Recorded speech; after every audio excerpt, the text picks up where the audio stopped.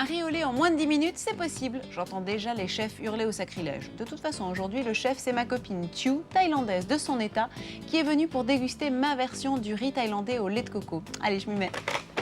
Faut que je le confesse, aujourd'hui, c'est vraiment une recette de fainéante que je vais vous faire. Ou alors de bricoleuse culinaire, on va dire. Titre que je revendique hautement d'ailleurs. Retenez les proportions parce qu'à part les proportions, il n'y a rien d'autre dans cette recette. Elle est tellement facile. Je commence par allumer mon feu. Je vais y mettre 50 centilitres, c'est-à-dire la moitié d'un pot, de la glace de votre choix, selon le parfum du riz au lait que vous voulez préparer. Donc aujourd'hui, ce sera sorbet à la noix de coco.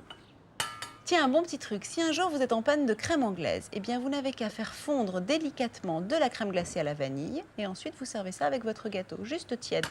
Premier bouillon, je jette du riz que maintenant on trouve surgelé, riz pré-cuit, basmati.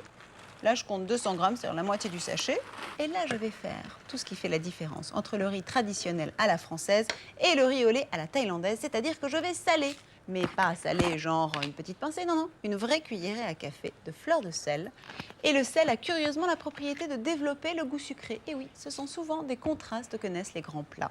J'ai à nouveau un petit bouillon. À ce moment-là, eh bien, je couvre, je baisse le feu, je laisse cuire pendant 10 minutes en remuant de temps en temps. Et pendant ce temps, je vais faire légèrement torréfier des flocons de noix de coco.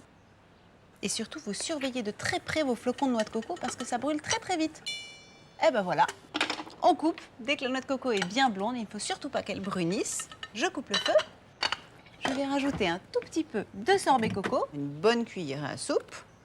De cette façon, ça va bloquer la cuisson et ça va désépaissir légèrement la préparation. Et pour être fidèle à la tradition thaïlandaise jusqu'au bout, j'accompagne mon riz au lait de mangue surgelée que je fais moi-même caraméliser à la poêle. Ah oui, là c'est pas mal. Hein. Ah,